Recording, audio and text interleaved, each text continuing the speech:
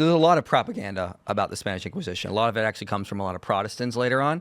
But if you read a book by an atheist named Nathan Johnstone called The New Atheism, and he makes the point, like, we just can't say Christianity, therefore Inquisition, because it comes about in the Middle Ages after a recent resurgence of rationalism and the need to place justice in the hands of humans more than anything.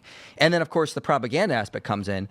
A Spanish inquisitor would consider themselves a failure if they actually had to execute someone. They didn't want to do that. The goal was to actually convert someone. And oftentimes they were far more rational than a lot of the secular governments of the time, like the kings and the nobility. Like Nathan Johnstone talks about in his book, like the inquisitors were reminding people, like, we're not just going to blame crop failures on witchcraft. There's probably a naturalistic explanation, far more likely. So it's been blown way out of proportion, he points out. It's often used to sort of attack Christianity. And we also have to remember there are multiple variables going into this idea. It wasn't just Christianity, therefore Inquisition. We have to remember variables throughout the Middle Ages, political, secular, economic, various aspects are going in people's thinking, and it's going to affect the outcomes. Sure. And as someone who's actually studied the history and brought some of it with me, that's all wrong. So here's a book called The Bloody Theater. It's been renamed The Martyr's Mirror. It's a volume that's kept just by the Anabaptists, and there are thousands upon thousands of firsthand accounts of people that were murdered by Protestants, murdered by Catholics, murdered by Zwingliists, murdered in Geneva for simply baptizing people as adults. Whole families tied up, thrown into the river and drowned. Children drowned because their parents got baptized as adults. That's it. There are thousands of firsthand accounts. So just to clarify, a person got baptized and they killed their children, or they killed them, or what? Whole family. Who killed them?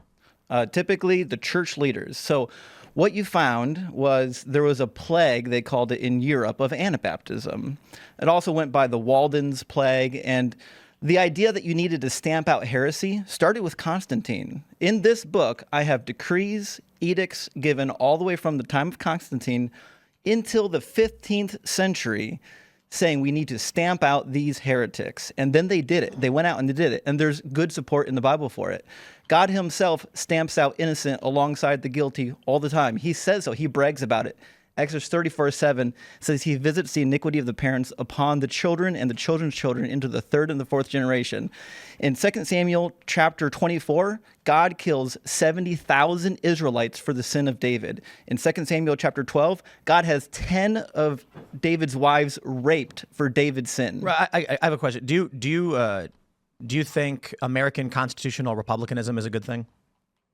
I think the American idea is a good thing. Whether or not we can root that in the Bible, I think is questionable. No, I'm not asking that. I think, do you think this country will survive if the Constitution were to be like abolished or destroyed?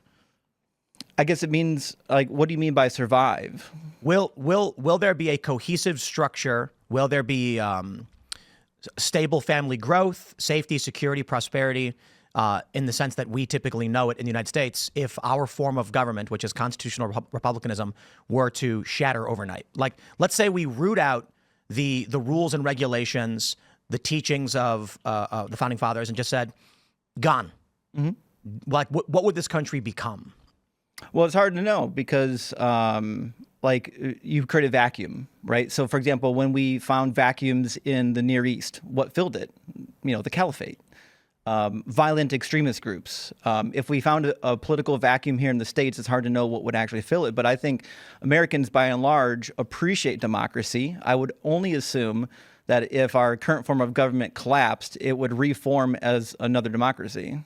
Do you think, would you consider that we should intentionally get rid of our current structure of government, or do you think it's a good thing? I have no problem with our structure of government. How many children have been slaughtered and murdered in the name of our constitutional republic? Oh, I don't know, but I know there are millions of children that have been brutally raped by the church. Certainly, and I don't disagree with that. I'm asking you how many children have been murdered in the name of American constitutional republicanism? It's quite a bit. It's a hefty number. I mean, it's probably in the millions. And so my issue there is looking at the worst vices and failures. Are you talking about American children? I'm talking about children all around the world. From drone strikes. Through wars, you mean? I don't think a drone strike in Yemen that kills an American citizen who's 16 years old by Barack Obama was a war. We didn't declare war on that place. We had no business bombing that, but this was done in the name of the American government, the system that we believe is this moral and virtuous system. And George Bush gave biblical justification for it. George Bush thought Ezekiel 28 was playing out, and he needed to invade the Near East. Barack Obama's the guy who blew up a bunch of kids. I agree. And my point is, I don't look at the United States, the Constitution, the Founding Fathers, and say, oh, a bunch of evil people over a long period of time murdered millions of children. I say, wow, there's evil people we need to stop. And so my point here is, I bring this up because we're asking a question about moral traditions on how they should be enacted, not did you know that in 1428 a bunch of evil people tortured people? It's like, certainly they did. And every culture everywhere did it. I mean, let's go to Japan and talk about how they raped and enslaved the Koreans. Does that mean that the honor of the samurai or whatever, or the Bushido should be completely thrown out? Or is it a good structure for people to abide by? Thanks for watching this clip from the Culture War podcast. We're live every Friday, 10 a.m. to noon. So subscribe and come hang out.